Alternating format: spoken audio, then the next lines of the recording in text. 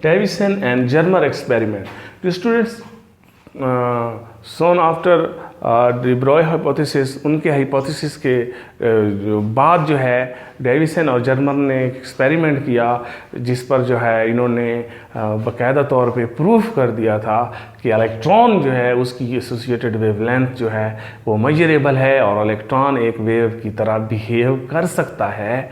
बिल्कुल इससे पहले जो है जीपी थॉम्सन जो थे, सन ऑफ जे थॉम्सन, उन्होंने भी जिंक सल्फाइड के क्रिस्टल के ऊपर इलेक्ट्रॉन पेंसिल को बम्बार किया और जिससे उनको डाइफ्रैक्शन पैटर्न नज़र आया, बड़ा शार्प डाइफ्रैक्शन पैटर्न नज़र आया। जिस तरह एक्सरे का डाइफ्रैक्शन पैटर्न तो स्पॉट्स पे मुश्तमिल होता है, शार्प डाइफ्रैक्शन पैटर्न नज़र आया। तो जीपी थॉम्सन ने भी इस आइडिया को असल रंग पहनाने में बहुत किरदार अदा किया और उनका एक्सपेरिमेंट भी बहुत अच्छा एक्सपेरिमेंट है और जिससे इलेक्ट्रॉन का डाइफ्रैक्शन प्रूफ हो रहा था और उनको भी नोबेल प्राइज़ दिया गया। और उनके मतलब है फादर ने जे थॉम्सन ने इलेक्ट्रॉन को एज अ पार्टिकल डिस्कवर किया और सन ने इलेक्ट्रॉन को एज अ वेव। बहरहाल आज हम इम्पॉर्टेंट अभी डिस्कशन की तरफ जा रहे हैं क्योंकि बहुत फेमस है डेविसन और जर्मर एक्सपेरिमेंट। डेविसन और जर्मर एक्सपेरिमेंट वंस अगेन उसी तरफ ले जा रहा है कि इलेक्ट्रॉन जो है वो एक बेसिकली तो पार्टिकल है बट उसके साथ एसोसिएटेड वेवलेंथ जो है वो इम्पॉर्टेंट है और उसको हम मेजर कर सकते हैं। जैसे मैं आपको डी ब्रॉय हाइपोथेसिस से बताया था, ये हम लोग अभी डिस्कस कर चुके हैं। ये equation in term of velocity और इसको अगर हम फर्दर आपके सामने इसको जो अभी मैं पहले मोमेंटम की टर्म में लिखकर मैंने मोमेंटम की इक्वेशन बनाई, two mass into kinetic energy और फर्दर किनेटिक एनर्जी की जगह पुटिंग कर दिया charge into voltage Q V. हमें पता है kinetic energy charge into voltage की इक्वल होती है। तो ये सेट ऑफ इक्वेशन जो है ये आपके पास, या इसको पहले पी को लिख लें फिर एम वी को लिख लें, थोड़ा सा आपकी मर्जी है, इट्स अप टू यू। यानी कि ये कितनी फर्स्ट सेकेंड एंड थर्ड, ये इक्वेशन जो है अभी रिसेंट लेक्चर में जो है हम लोगों ने इसकी फिजिक्स को डिस्कस किया है। याद रखें कि ये नंबर जो है ना वोल्टेज के लिए बहुत दिलचस्प बन जाता है। वोल्टेज के लिए अगर आप इलेक्ट्रॉन को फेंक रहे हैं तो इलेक्ट्रॉन का चार्ज मैस आता है, एच आता है, इससे आप फिक्स नंबर भी बना सकते हैं। उसकी वैल्यू फॉर इलेक्ट्रॉन आप इसको लिख सकते हैं। मतलब है अगर आप इसको लिखते हैं फॉर इलेक्ट्रॉन,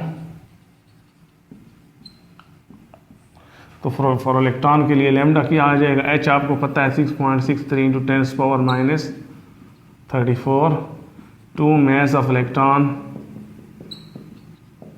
और चार्ज ऑफ इलेक्ट्रॉन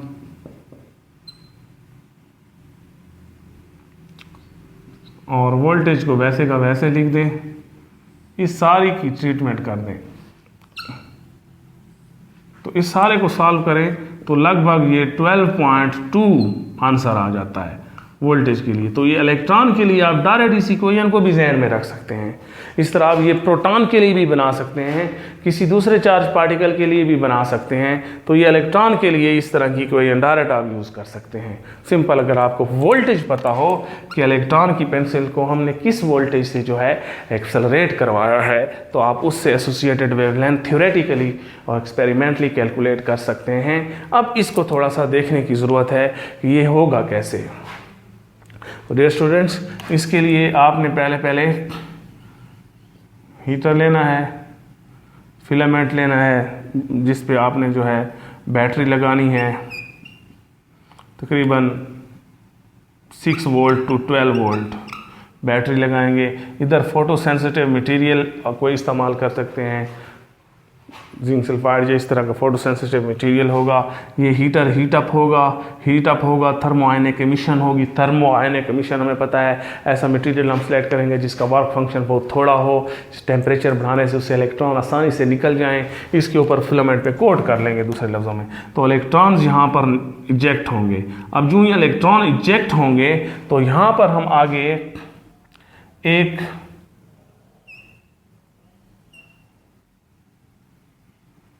एनोड बना लेंगे, ट्यूब की तरह सिलेंड्रिकल एनोड ले लेंगे और उस एनोड से ये इलेक्ट्रॉन जो हैं अट्रैक्ट होकर इससे भागेंगे, इसमें इसको क्रॉस करेंगे एनोड से।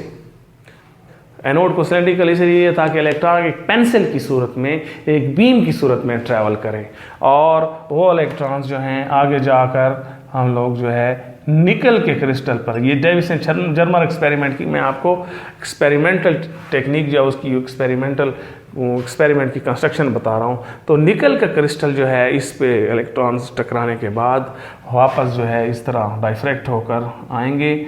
यहाँ डिटेक्टर लगा होगा सर्कुलर, और यहाँ पर जो है डिटेक्टर में क्या चीज़ होती है, डिटेक्टर में यहाँ गैल्वानोमीटर लगा होता है। गैल्वानोमीटर क्या करता है, जो इलेक्ट्रॉन्स आते हैं उसे करंट बनता है और उसे डिफ्लेक्शन शो करता है, और डिफ्लेक्शन से हम करंट की इंटेंसिटी बताते हैं, और हमें पता है जो करंट की इंटेंसिटी है वो इलेक्ट्रॉन की तादाद को ही बता रही होती है। तो यहाँ पर देखा गया है कि इलेक्ट्रॉन जो हैं इस डिटेक्टर पे मुख्तलिफ एंगल्स पर मुख्तलिफ आते हैं, किसी एंगल पे ज़्यादा आते हैं, किसी पे कम होते हैं, और ये जो वोल्टेज हम लोग दे रहे हैं यहाँ तो बहुत छोटा वोल्टेज है, यहाँ वोल्टेज जो है 40 to 60 वोल्ट तक होता है, और ये देखा गया है कि 54 वोल्ट पर बहुत ज़्यादा इंटेंसिटी मिलती है। और 54 वोल्ट के लिए कौन सा वोल्टेज डियर स्टूडेंट्स, 54 वोल्ट। अब आप कह सकते हैं 54 वोल्ट मैं डायरेक्ट इसी इक्वेशन में पुट कर सकता हूँ और आपको डायरेक्ट वेवलेंथ मिल जाएगी उसकी कल इलेक्ट्रॉन की, और 54 वेवलेंथ, और यहाँ पर उसके लिए जो एंगल बनता है ये फाई एंगल जो है, ये फाई एंगल कितना होता है तकरीबन, इसके लिए एक्सपेरिमेंटली चेक किया गया तकरीबन ये 50 डिग्री फाई एंगल होता है। अब फाई एंगल से हटकर अगर इस बात को मैं इस इक्वेशन में पुट करता हूँ, H 12.2 तकरीबन 165 एंगस्ट्रॉम जो है वो वेवलेंथ आ जाती है। अब थोड़ा सा ये जो एंगल है, और याद रखें ये जो आपको इलेक्ट्रॉन्स की यहाँ पर तादाद मिल रही होती है या आपको मिल रही होती है वो इंटेंसिटी यूनिफॉर्म नहीं होती, वो वेरिंग होती है, यानी इंटेंसिटी कहीं बढ़ रही है और कहीं कम हो रही है। इंटेंसिटी कब बढ़ती है और घटती है हमें पता है, इंटरफेरेंस और डाइफ्रैक्शन फिनोमिना में इंटेंसिटी में इजाफा और कमी होती है। तो इसका मतलब है कि जो इलेक्ट्रॉन है ये एज अ वेव बिहेव कर रहा है, कहीं मैक्सिमा मिल रहा है और कहीं मिनिमा मिल रहा है। यानी कि फ़र्ज़ करें ये एंगल जो है 50 डिग्री ये आपके पास किस पे मिला है, मिनिमा पे मिला है, मैक्सिमा के लिए 50 डिग्री। और आपको पता है इसकी कंस्ट्रक्शन किस तरह होगी, जैसे आप ब्रैग्स लॉ को जहन में रखें कि ये एक बीम आ रही है, यहाँ से रिफ्लेक्ट हो गई, यहाँ पर ये दूसरी चली गई,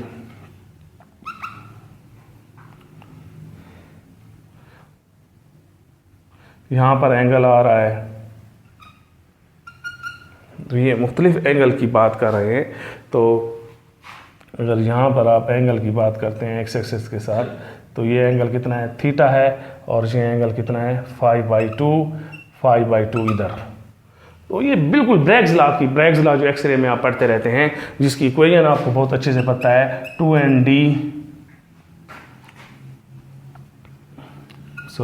2d sine angle into m lambda या n लैम्डा, ये ब्रैग्स लॉ। अब ब्रैग्स लॉ को यहाँ पर इस्तेमाल हम कर सकते हैं, we can use Bragg's law, यानी कि ये जो रिज़ल्ट हमें एक्सपेरिमेंटल वोल्टेज वाली इक्वेशन से आ रहा है, डी ब्रॉय हाइपोथेसिस वाली वोल्टेज वाली इक्वेशन से जो हमें रिजल्ट आ रहा है, ब्रैग्स लॉ का रिजल्ट भी अगर उससे कंसिस्टेंट आया तो इसका मतलब है इलेक्ट्रॉन के लिए ब्रैग्स लॉ प्रूफ हो गया। और जब इलेक्ट्रॉन के लिए ब्रैग्स लॉ प्रूफ हो गया तो डेफिनेटली ये प्रूफ हो चुका है कि electron is a wave, it is particle which associates wave associated particle है। यानी कि जो लैम्डा है ये 2d sine angle over n हो जाएगा। अब डियर स्टूडेंट्स यहाँ पर अगर आप इसमें देखें, अच्छा एंगल दो इस्तेमाल हो रहे हैं, एक है फाई ये वाला एंगल, और दूसरा एंगल जो है वो सरफेस के हिसाब से हम लेंगे, जो सरफेस के हिसाब से जिसको हम कहते हैं थीटा, 5/2 और थीटा के हिसाब से अगर लें तो आपको पता है कि 5/2 प्लस थीटा एंगल जो है ये कुल 90 होगा। कुल एंगल जो है 90 है, ये थीटा और 5/2 मिलकर कितना है 90 है, और फाई कितना है 50 है। तो यहाँ 25 आ जाएगा, 90 और सेपरेट कर लें तो यहाँ 65 डिग्री आ जाएगा। इसका मतलब है यहाँ एंगल कितने डिग्री आ गया है, 65 डिग्री। अब 65 डिग्री एंगल हमें पता चल चुका है। और क्रिस्टल का डी कितना होता है, निकल क्रिस्टल का इंटर एटॉमिक डिस्टेंस 0.91 एंगस्ट्रॉम होता है। तो ये सारा डेटा और आर्डर अगर मैं 1 ले लेता हूँ, आर्डर अगर 1 ले लेता हूँ तो मेरी इक्वेशन 2 क्या हो जाएगी, 2 का नाम देते हैं जो भी है।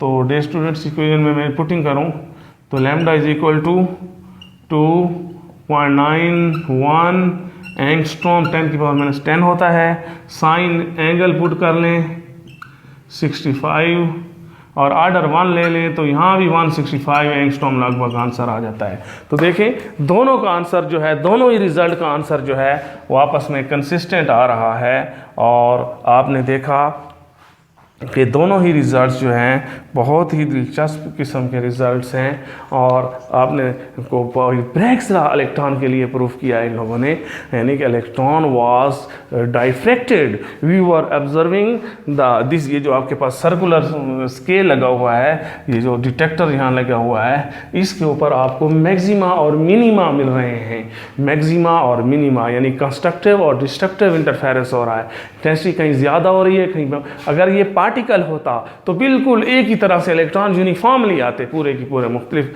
एंगल पे, और मिनिमा और मैक्सिमा की बात ना होती। तो ये मैक्सिमा और मिनिमा इन्वॉल्व हो रहा है, डायफ्रैक्शन पैटर्न मिल रहा है आपको स्क्रीन के ऊपर, ये डिटेक्टर से आपको पता चल रहा है। और ये जो है ब्रैग्स लॉ भी प्रूफ हो रहा है। तो ये एक बहुत ही बड़ी कामयाबी थी कि इलेक्ट्रॉन एज अ वेव बाकायदा तौर पे प्रूफ हो गया था। और इसकी टेक्नोलॉजिकल एप्लीकेशंस कहाँ हैं, इलेक्ट्रॉन माइक्रोस्कोप में। इलेक्ट्रॉन माइक्रोस्कोप जिसमें आप विजिबल लाइट को इस्तेमाल करते हैं चीज़ों को देखने के लिए, माइक्रोस्कोपिक चीज़ों को देखने के लिए। जब लोगों को पता चल गया कि इलेक्ट्रॉन जो है एज अ वेव बिहेव करता है, तो उन्होंने विजिबल ब्लू लाइट की बजाय इलेक्ट्रॉन को यूज़ किया, क्योंकि इलेक्ट्रॉन की वेवलेंथ बहुत छोटी होती है विजिबल लाइट के मुकाबले में, और उसका जो डाइफ्रैक्शन इफेक्ट होता है वो बहुत कम होता है, और इमेज जो मिलता है बहुत ही शार्प होता है और रिजॉल्व्ड इमेज होता है, फाइन डिटेल देता है। यही वजह है इलेक्ट्रॉन माइक्रोस्कोप जो हैं, जो 2 किस्म की है, स्कैनिंग और ट्रांसमिशन इलेक्ट्रॉन माइक्रोस्कोप्स, उनकी मदद से हम बहुत ही माइक्रोस्कोपिक चीज़ों पर एटॉमिक स्केल तक जा पहुँचे हैं और विजन हमारा बहुत बढ़ चुका है। और ये तमाम का तमाम basic credit Lewis de Broglie को जाता है। और डी ब्रोगली जो है, या डी ब्रोय के बाद जो है वो डेविसन और जर्मर और जीपी थॉम्सन को जाता है, जिन्होंने बाकायदा तौर पर इसको एक्सपेरिमेंटली प्रूव किया। और that was the story. Thank you very much.